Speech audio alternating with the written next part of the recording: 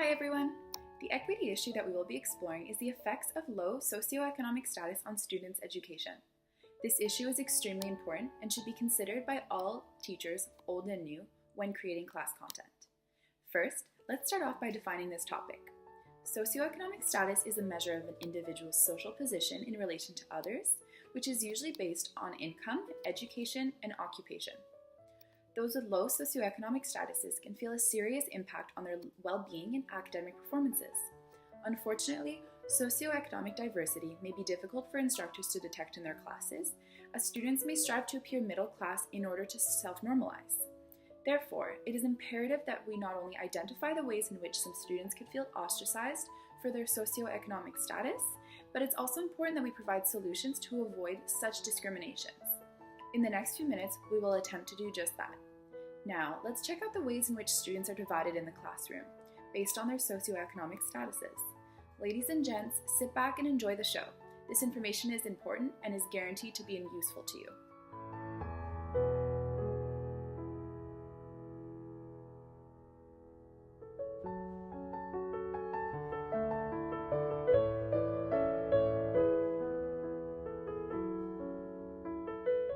There are many benefits to school field trips. They provide students with the opportunities to make connections to the real world and the ability to learn through hands-on activities by doing instead of just listening to the information being taught.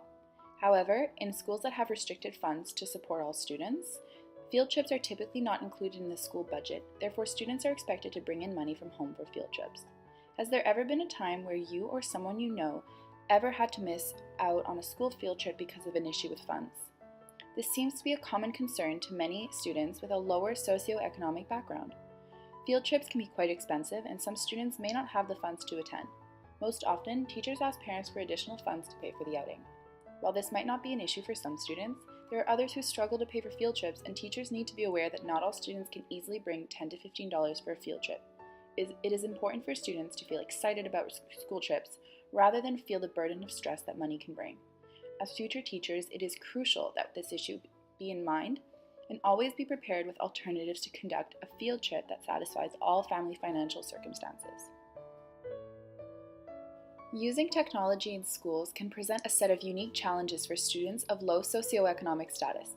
Often, teachers assign homework or even in-class activities which require students to use technology such as computers, cameras, televisions, and so on. However, students of low socioeconomic status might not be able to afford or have access to such technology either at home or to bring to class. Additionally, students who have not had access to technology in their home might lack the experience and proficiency to use technology even if it is provided for them in class. This puts students at a lower socioeconomic status at an even greater disadvantage, as it might be difficult or impossible to access or navigate the technology needed to successfully complete their work. For example, younger students are often asked to bring a current picture or a baby picture of themselves to present to the class. However, for many kids, this might be a difficult feat because of either not having a camera to take a photo or not having the time or resources to print the photo. Further, when a teacher assumes that all children have the same access to technological resources, this could set some children up to come up to class unprepared or with incomplete work, and subsequently having to explain why that is, which might lead to feelings of embarrassment or shame. One's academic performance could be affected by conditions within their family life, whether it be divorce, large family size, lack of parental involvement, or family income. The socioeconomic status of a student is relative to that of their families. Within families of low socioeconomic status, children risk lacking parental support and motivation, whether it be because parents are working long hours or if they themselves do not go to school. Parental education has been identified as the single strongest correlate of children's success in schools, the number of years they attend school, and their success later in life. Furthermore, parents who are struggling economically simply don't have the time or the means to check homework and offer academic support to their children. Working multiple jobs or inconvenient shifts make it hard to provide students with the proper guidance that they depend on in order to succeed. Such factors bring up the argument that students should not be penalized for incomplete homework, since it is possible that their situation at home prevents them from doing so. While the purchase of basic school supplies is inevitable, teachers that impose the purchase of costly school supplies tend to add financial pressures to students' families.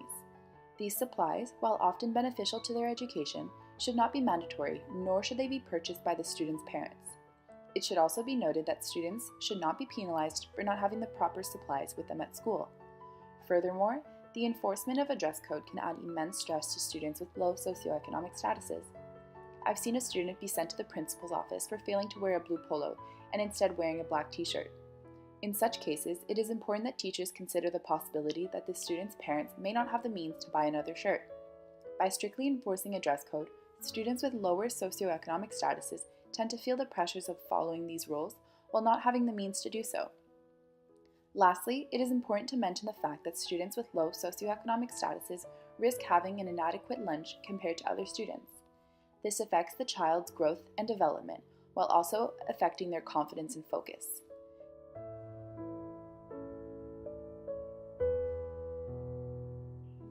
Clearly, socioeconomic status can greatly impact a student's experience in education. However, if the education system and its teachers are to exercise more awareness about these issues and work to provide all students, regardless of socioeconomic status, with an equal opportunity to make the most of their education, treat inclusivity and equity as possible. Here are some ideas we discussed of ways that teachers can tailor their classrooms to foster a more equitable learning experience for all students. In regards to field trips, teachers should choose field trips that are affordable to all. For example, going to parks or free events. When field trips do cost money, class fundraisers might be used to cover the cost. It is important to note that no one child should be singled out as the target of a fundraiser, as this might make them feel embarrassed or ashamed. And there might also be other students in need that the teacher isn't aware of. Essentially, if one ticket is covered, they should all be covered.